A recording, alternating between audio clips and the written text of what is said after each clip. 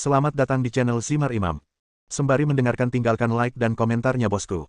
Jangan lupa pasang headset kalian. Siapkan pancing dan umpan. Mari kita mancing, semoga dapat ikan. Penembak jitu terbaik. Bab 357. Apakah Anda selalu sebodoh itu? Lihat saja siapa yang tidak memiliki cat minyak di wajahnya. Broker itu tertawa. Dari semua orang, hanya Ang Li yang memiliki sesuatu selain cat minyak di wajahnya. Mengoleskan lumpur bercampur darah pada wajah memang bisa menyembunyikan wajah asli Anda, namun memiliki kerugian yang sangat besar. Seiring waktu, tanah akan mengering dan rontok setelah airnya menguap. Saat itu gelap di malam hari dan tidak ada yang memperhatikan, tetapi sekarang sudah siang hari, dan dengan pengingat broker, mata orang-orang secara alami terfokus pada Lian. Itu dia Ang Li. Tidak ada orang yang cukup bodoh untuk berteriak. Orang pertama yang menemukannya akan selalu mendapat keuntungan. Selama dia menembak dan membunuh Ang Li, dia bisa mengakhiri permainan dan mendapatkan bonus 100 juta dolar AS. Bang! Suara tembakan terdengar, dan Roy menembak dan membunuh penembak jitu yang berdiri di samping Lian. Mata pria itu berbinar dan dia menemukan identitas Lian. Roy ingin membantu Lian, tapi pendekatannya membuat Lian tercengang. Saudaraku, bukankah kamu melakukan ini untuk memberitahu semua orang bahwa aku ada di sini?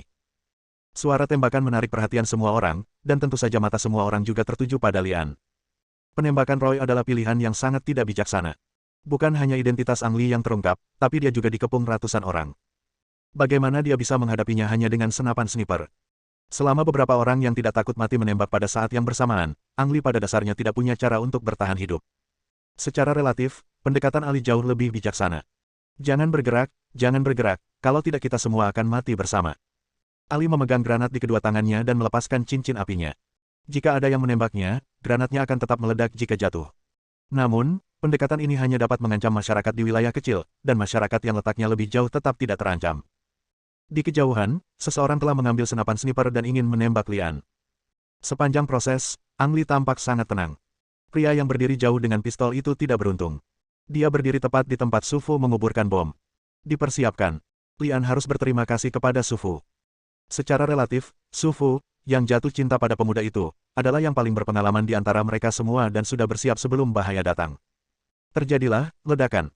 Ledakan terdengar, dan orang yang memegang senapan sniper dan ingin menembak diledakkan ke langit, dan dua penembak jitu di sekitarnya juga dihabisi. Saya telah menanam bom di sini. Jika ada yang tidak ingin hidup, cobalah saja. Su Fu berjalan ke arah Lian sambil memegang remote control di tangannya. Su Fu juga ada di sini untuk membantu Lian. Roy dan Ali sama-sama sangat terkejut, tapi diam-diam lega. Saat ini, lebih baik memiliki seseorang untuk membantu daripada tidak ada yang membantu.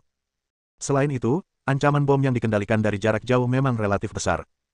Orang-orang tanpa sadar melihat ke kaki mereka untuk melihat apakah ada bom. Bomnya disamarkan, bagaimana bisa begitu mudah dideteksi? Tidak mungkin Su Fu membawa begitu banyak bom di tubuhnya. Beberapa orang memperkirakan jumlah bom yang ditanam hanya 4 hingga 5. Meski begitu, ancaman terhadap manusia belum berkurang. Tidak ada yang bisa menjamin bahwa bom itu tidak akan berada di bawah kaki mereka. Lian bisa tetap tenang, tapi bukan berarti dia tidak khawatir sama sekali. Dikelilingi oleh ratusan penembak jitu bersenjata dan berdekatan satu sama lain, tidak ada gunanya melakukan apapun saat ini. Cepat pergi. Su Fu mengingatkan dengan suara rendah. Orang-orang hanya terkejut sementara, dan cepat atau lambat mereka akan bereaksi dan memperjuangkan 100 juta dolar. Roy memegang pistol, Ali memegang 2 granat, dan Su Fu memegang remote control bom. Ketiganya melindungi Lian dan mundur. Hal terbaik saat berada di hutan Amazon adalah Anda bisa bersembunyi di mana saja. Setelah keluar dari kerumunan, Lian dan dua lainnya langsung menghilang dari pandangan semua orang. Situs webnya sudah meledak. Sekelompok orang bodoh, orang bodoh. Kalian menembak, kenapa kalian begitu takut mati? Kalau tidak berhasil, pulang saja dan bertani. Kenapa kamu lari ke sana? Memalukan. Jika aku ada di sana, aku akan membunuh anak laki-laki bernama Lian itu. Mereka yang menyaksikan keseruannya tidak akan pernah mengira bahwa masalahnya besar, dan mereka juga sombong secara membabi buta, selalu berpikir bahwa mereka bisa berbuat lebih baik dari orang lain. Jika posisinya benar-benar terbalik, orang-orang yang merasa benar sendiri itu mungkin akan mengompol karena ketakutan ketika mendengar suara tembakan. Haha. Broker itu tertawa penuh kemenangan lagi, mengangkat kepalanya dan berkata kepada Jesse yang berdiri di samping, lihat, dia masih hidup dan sehat. Jangan lupa masih ada 5 jam sampai pertandingan berakhir, Jesse mengingatkan. Ang Li hanya keluar dari krisis untuk sementara, atau dia masih berada dalam krisis dari awal hingga akhir. Broker itu mengangkat bahu dan berkata, oke, mari kita terus menonton. Murphy yang berjanggut adalah orang pertama yang bereaksi dan berteriak, apa yang kamu lakukan berdiri di sana? Cepat kejar. Komandan asli tim adalah Ali, tetapi sekarang setelah Ali pergi, Murphy yang berjanggut dapat dengan mudah mengambil posisi komandan. Beberapa orang terlahir sebagai komandan, dan lebih banyak lagi orang yang dilahirkan untuk dijadikan komandan. Apakah Anda benar-benar berpikir bahwa dengan membiarkan orang mengejar Murphy, dia ingin memberikan kesempatan untuk menembak Ang Lee kepada orang lain? Murphy telah memahami inti permasalahannya, dan Ang Lee tidak akan mudah untuk menanganinya. Jika memang ingin membunuh Ang Lee, Anda harus mengandalkan bantuan orang lain. Kalau tidak, tidak akan ada peluang sama sekali. Setelah Murphy berjanggut berteriak, orang-orang akhirnya bereaksi dan mengusirnya seperti segerombolan kawanan. Bang! Suara tembakan terdengar, dan orang pertama jatuh ke dalam genangan darah. Mereka belum pergi jauh, mereka ada di depan. Pum, tom. Dua ledakan menyusul, suara ledakan granat. Yang terjadi selanjutnya adalah tembakan lagi, dan dua orang lagi tewas terkena peluru penembak jitu. Dalam sekejap mata, beberapa orang dikorbankan, dan pengejaran segera melambat. Semua orang secara naluriah mencari bunker untuk menyembunyikan diri. Lihat, aku tahu pria itu tidak akan mudah untuk dihadapi. Murphy yang berjanggut berteriak dengan sangat gembira di dalam hatinya. Jika dia tidak membiarkan orang lain mengejarnya terlebih dahulu, tetapi berlari sendiri, dia akan berubah menjadi mayat sekarang. Bangun, cepat bangun, atau anak itu akan kabur. Itu 100 juta dolar AS. Kamu ingin dia kabur seperti ini? Murphy yang berjanggut terus mengaum dengan penuh semangat. Saat seorang pria hendak menunjukkan kepalanya, suara tembakan terdengar lagi, dan dia segera mundur ketakutan. Tidak peduli seberapa keras pria berjanggut itu berteriak, tidak ada yang berani menunjukkan kepalanya. Sial, kenapa kamu tidak mengejarnya sendiri? Seseorang mengutuk dalam pikirannya. Desir, desir, desir. Ada suara gerakan di depan mereka, dan Lian serta empat lainnya benar-benar pergi kali ini. Murphy yang berjanggut merasa cemas saat melihat ini, menoleh dan berteriak, jangan selalu mengejar mereka. Jumlah kita banyak, jadi setiap orang harus berpisah dan mencari cara untuk menghindari mereka. Ayo, lanjutkan. 100 juta dolar AS melambai kepada Anda. Petik 2. Bab 358. Lari secara terpisah.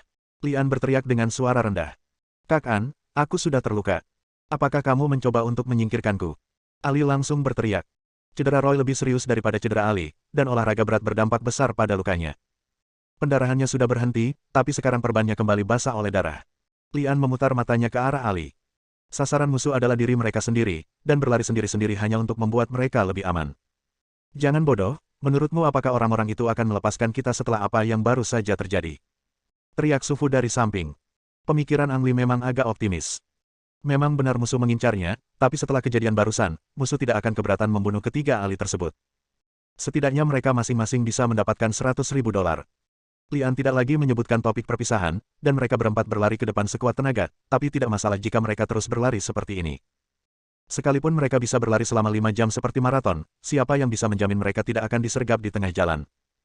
Jangan lupa, ada hampir 2.000 orang yang berpartisipasi dalam Death Game, dan bahkan tidak setengahnya saja yang tertinggal. Berlari seperti lalat tanpa kepala, pasti Anda tidak akan bertemu dengan mereka. Ditambah lagi, hutan Amazon sangat berbahaya. Misalnya, citah yang ditemui Ang Lee. Bukan hal yang baik jika Anda secara tidak sengaja menjadi mangsa binatang lain. Saat berlari kencang, Lian dan mereka berempat harus selalu memperhatikan sekelilingnya.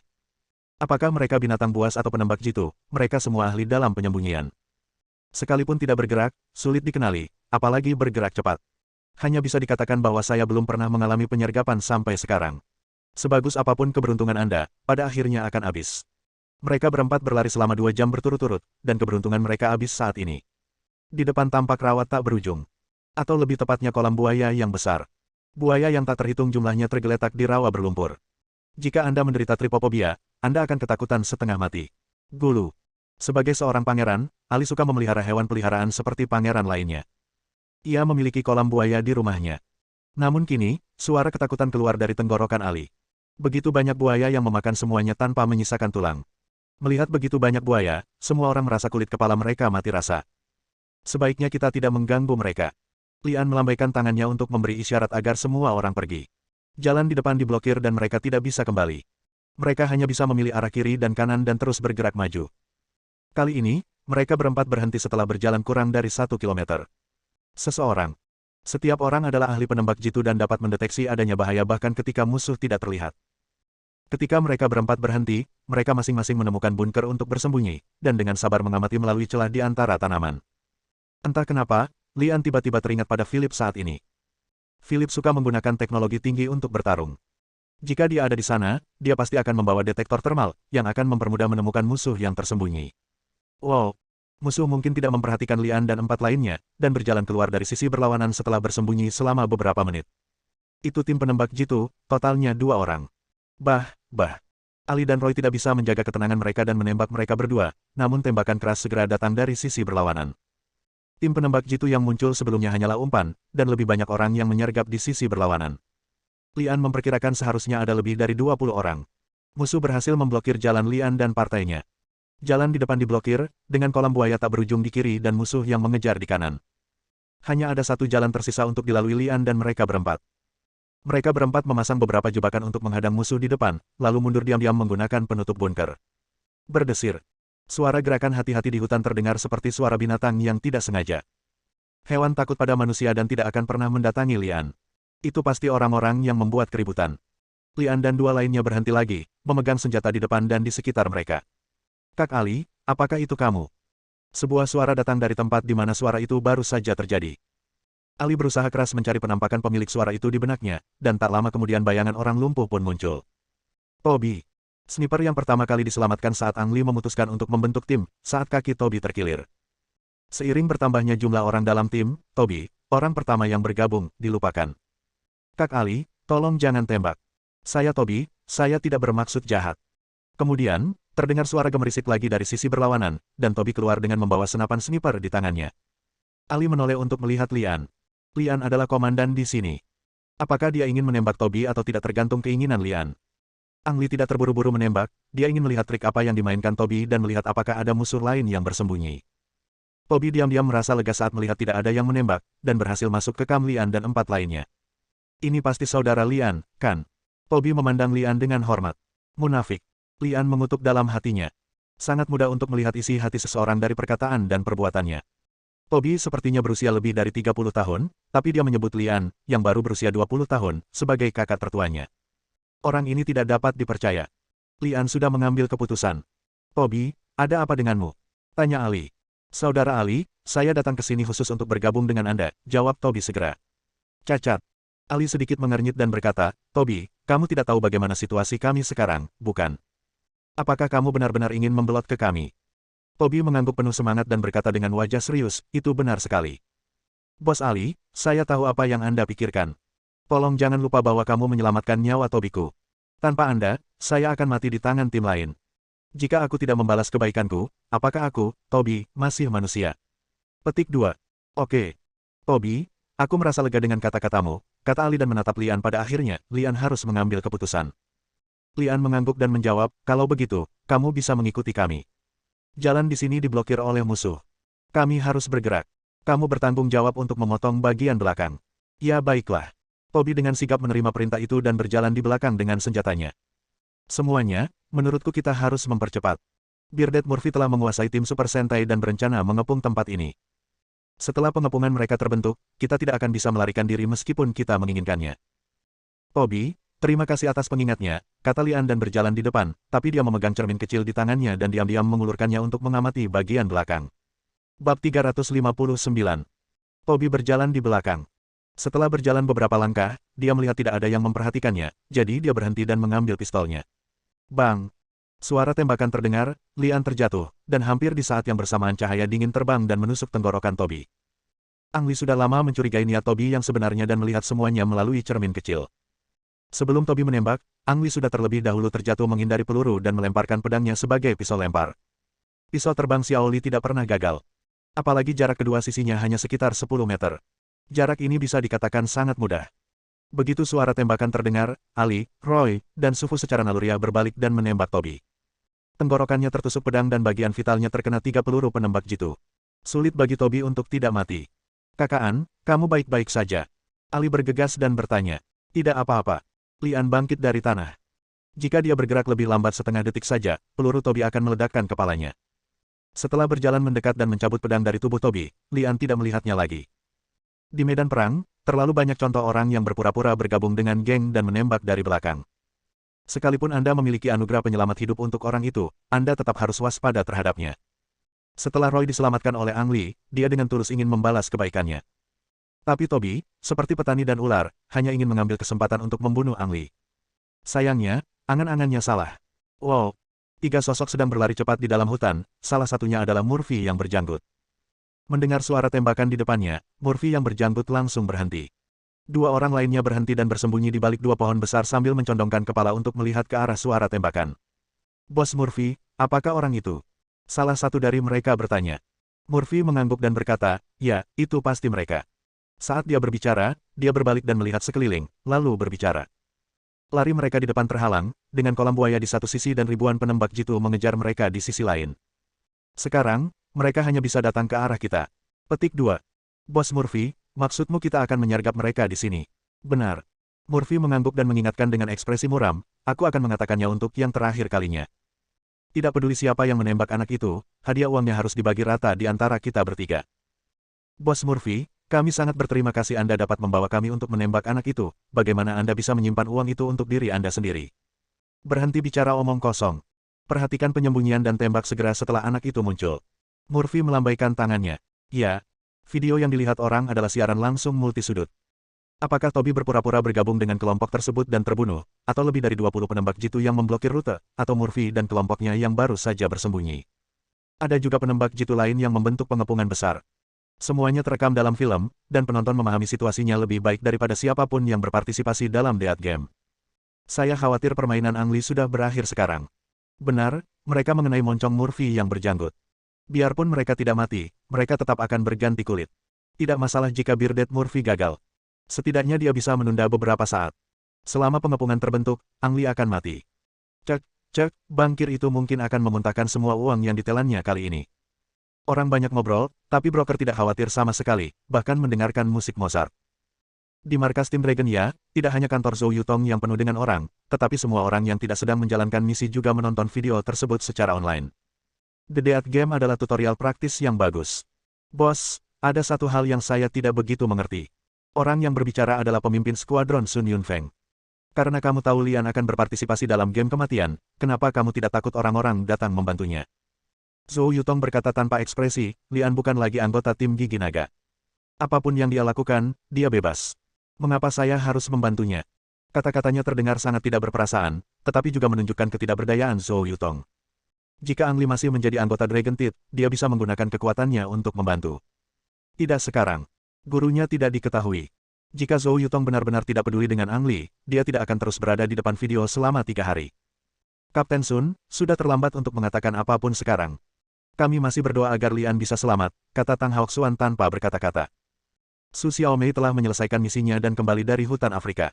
Dia sedang mencoba gaun dan bersiap untuk menghadiri pesta dansa di malam hari. Matanya tidak meninggalkan permainan kematian yang diputar di TV di dinding. Saat layar beralih ke Lian, mata Su Xiaomei akan sedikit berbinar. Dengarkan aku, kamu harus kembali hidup-hidup. Biarpun dia mati, dia hanya bisa mati di tanganku, Su Xiaomei. Petik 2. Rusia. John duduk di sebuah toko kecil dengan janggut yang tidak rapi dan berbau alkohol. Setiap kali Ang Lee muncul, dia akan menunjuk ke layar dan berteriak kepada pemilik toko, apakah kamu melihat itu saudaraku. Kami telah bertarung berdampingan oleh sisi dan melewati hidup dan mati berkali-kali. Kembali. Bos wanita yang gemuk akan selalu memutar matanya saat ini dan berkata, pecandu alkohol, sesumbar saja. Lagi pula kamu tidak perlu membayar pajak.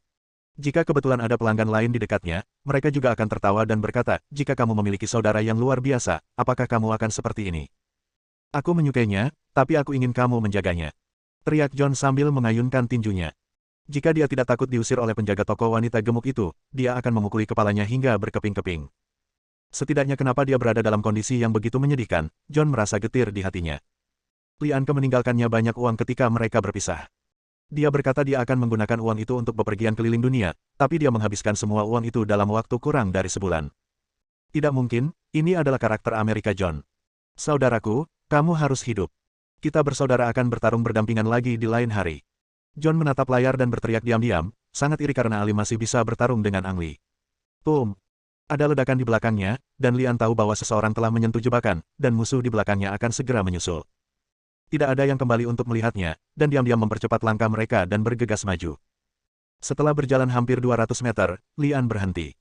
Ada sedikit bahaya yang melayang di udara lembab. Pihak lain sangat waspada, tapi masih menunjukkan niat membunuh. Nafas kematian ini hanya bisa dideteksi oleh mereka yang benar-benar telah mengalami ujian hidup dan mati. Ada penyergapan. Lian memberi isyarat kepada semua orang untuk segera berlindung. Su Fu berbaring di samping Lian, mengamati situasi di sisi lain dan berbisik, seharusnya tidak banyak orang di depan. Jika kita tidak ingin dikepung, yang terbaik adalah mencari cara untuk menghadapinya. Kita bisa terus bergerak maju. Lian menepuk keningnya, dan dia bisa merasakannya lebih baik dari siapapun. Bab 360. Aku akan memimpin mereka keluar. Su Fu berkata dan ingin bangun. Ali dan Roy sama-sama cedera dan tidak layak menjadi umpan. Su Xiaomei mengirim Su Fu untuk berpartisipasi dalam permainan kematian untuk melindungi Lian. Tentu saja, Su Fu tidak akan membiarkan Lian mengambil risiko sebagai umpan. Lian meraih Su Fu dan menghentikannya agar tidak lewat. Sekarang sudah siang hari dan pemandangannya sangat bagus. Ketika jumlah dan lokasi persembunyian lawan tidak jelas, siapapun yang pergi ke sana, itu setara dengan kematian. Jangan lupa, orang-orang di sini semuanya adalah ahli penembak jitu. Selama mereka memberi kesempatan kepada pihak lain, mereka tidak akan pernah melepaskannya. Waktu tidak menunggu siapapun, biarkan aku pergi. Su Fu tampak tragis. Sepertinya saya sudah sangat tua, saya telah hidup cukup lama, dan saya masih akan mendapatkan sesuatu meskipun saya mati. Namun, Lian memeluk Su Fu erat-erat dan menolak membiarkannya pergi. Pikirannya terus berputar, dan matanya berkeliling mencoba memikirkan solusi. Oke, kembali. Kembali. Mata Su Fu berbinar dan dia tiba-tiba dibangunkan oleh Lian. Keserakahan adalah salah satu kelemahan sifat manusia. Semua musuh ingin membunuh Ang Li agar bisa mendapatkan bonus 100 juta dolar. Tentu saja Ang Li tidak akan menyerah begitu saja. Karena musuh telah menyiapkan penyergapan di sisi berlawanan, Lian dan kelompoknya hanya perlu berjalan kembali untuk membingungkan musuh. Jika situasinya kacau, kelemahan dengan sendirinya akan terungkap. Untuk penembak jitu seperti Ang Li, dia akan memanfaatkan setiap peluang yang ada. Aku tahu apa yang harus kulakukan. Su Fu berkata dengan senyuman di wajahnya, mengulurkan ibu jarinya ke Lian, kami akan memancing orang-orang itu keluar, dan aku akan menyerahkan sisanya padamu. Lian mengangguk dan merangkak ke depan ke kanan, tiba di bawah pohon besar. Sebagian akar pohon besar ini tersingkap, membentuk celah setinggi lebih dari setengah meter dengan tanah. Temukan batu yang ditutupi rumput dan tanaman hijau dan letakkan di bawah celah, dan itu akan menjadi bunker yang sangat bagus. Batu tersebut dapat memberikan perlindungan bagi Ang Li, dan jarak kurang dari 20 cm antara batu tersebut dan akar pohon memungkinkan Ang Li untuk menembak sasaran. Setelah melakukan semua ini, Lian berbalik dan mengangguk pada Su Fu. Su Fu mengerti dan langsung berteriak, dengan cara ini, saya menemukan jalan setapak yang bisa melewati rawa. Setelah mengatakan itu, Su Fu melambai pada Ali dan Roy. Mereka bertiga sengaja membuat keributan dan berjalan kembali, bersembunyi lagi setelah lebih dari 100 meter. Di sini, Murphy yang berjanggut sedang menunggu Ang Li mengambil umpan. Dia telah merasakannya sebelumnya dan mengetahui bahwa Lian dan kelompoknya sangat dekat dengannya, tetapi mereka belum terlihat. Tiba-tiba semuanya menjadi sunyi. Murphy yang berjanggut mulai khawatir, takut Ang Li akan menemukan mereka dan melarikan diri. Setelah hening sejenak, seseorang berkata bahwa mereka telah menemukan jalan melalui rawa, dan kemudian terdengar suara kepergian. Sekarang Murphy yang berjanggut merasa cemas. Melihat ratusan juta dolar masuk ke mulut saya, hanya untuk terbang lagi. Fakta sekali lagi membuktikan bahwa keserakahan adalah kelemahan kodrat manusia. Dua penembak jitu lainnya sudah jelas setuju sebelumnya bahwa siapapun yang membunuh Ang Li, mereka akan berbagi bonus secara merata. Kali ini, tanpa menunggu Murphy berjanggut memberi perintah, mereka berdua berlari keluar dari belakang bunker. Kedua bajingan ini. Murphy yang berjanggut mengutuk dalam hatinya, mengetahui bahwa mereka semua ingin membunuh Ang Li terlebih dahulu. Selama kamu bisa membunuh Ang Li, kamu bisa mendapat 100 juta dolar AS. Mengenai pembagian hadiah uang secara merata, itu saja untuk nanti. Jika kami tidak memberitahumu, maukah kamu menggigitku? Murphy yang berjanggut sendiri tidak pernah berpikir untuk benar-benar membagi hadiah uangnya. Jika dia menembak dan membunuh Ang Li, maka dia tidak keberatan membunuh dua orang lagi tanpa harus membagi bonus secara merata. Murphy yang berjanggut awalnya curiga, khawatir ini akan menjadi jebakan. Ketika dia melihat dua orang lainnya bergegas keluar lebih dulu, dia tidak terlalu peduli lagi. Pertama, kita tidak boleh memberikan kesempatan kepada kedua orang ini untuk membunuh Ang Li. Kedua, saat mereka berlari di depan, meskipun itu jebakan, mereka akan melompat ke dalamnya terlebih dahulu. Impian Murphy yang berjanggut bisa dibilang sangat bagus. Ia tak mau menyerahkan kesempatan membunuh Ang Li kepada mereka berdua, tapi juga ingin mereka berdua menjadi ujung tombaknya untuk menguji apakah ada perangkap. 1, 2, 3. Tak lama kemudian ketiga orang itu melompat keluar dari balik bunker, mereka terkena pistol Ang Li. Bagi Ang Li, ketiganya sangat dekat satu sama lain, dan tidak ada urutan prioritas. Mereka hanya bisa mengunci target dan menembaknya. Untuk memastikan musuhnya hanya ada 3, Ang Li tidak terburu-buru menembak, melainkan memberi waktu kepada mereka bertiga untuk berlari ke depan. Semakin dekat jarak kedua sisi, semakin besar kemungkinan Ang Li menembak 3 orang. Dengan jarak kedua sisi kurang dari 50 meter, Lian harus menarik pelatuknya, dan target yang dipilih adalah orang di depan. Bang! Suara tembakan terdengar seperti sambaran petir. Musuh juga ahli penembak jitu dan tidak boleh diburu dengan mudah, tetapi ia dibutakan oleh keserakahan. Memukul kepala musuh memastikan target akan terbunuh setelah ditembak. Jarak antar musuh terlalu dekat. Setelah kepala target pertama diledakkan, plasma terbang keluar dan menyipitkan mata orang di belakangnya. Matanya berkedip secara naluriah, dan ketika dia membukanya lagi, dia mendengar suara tembakan, dan kemudian seluruh orang itu berhenti seperti mesin yang sirkuitnya terputus. Hanya dalam 2 detik, 2 musuh terbunuh satu demi satu. 2 detik sudah cukup bagi Murphy yang berjanggut. Tubuh besarnya jatuh ke depan dan meluncur ke depan beberapa meter. Moncong senjata Lian merosot, sedikit menyesal. Pandangannya terhalang oleh semak-semak, kalau tidak, dia bisa saja menembak Murphy yang berjanggut. Dong dong dong. Murphy yang berjanggut terbaring tak bergerak di tanah, jantungnya hampir berdetak kencang karena gugup. Dia tidak mendengar suara tembakan ketiga, dan dia tahu selama dia diam, dia akan aman untuk saat ini.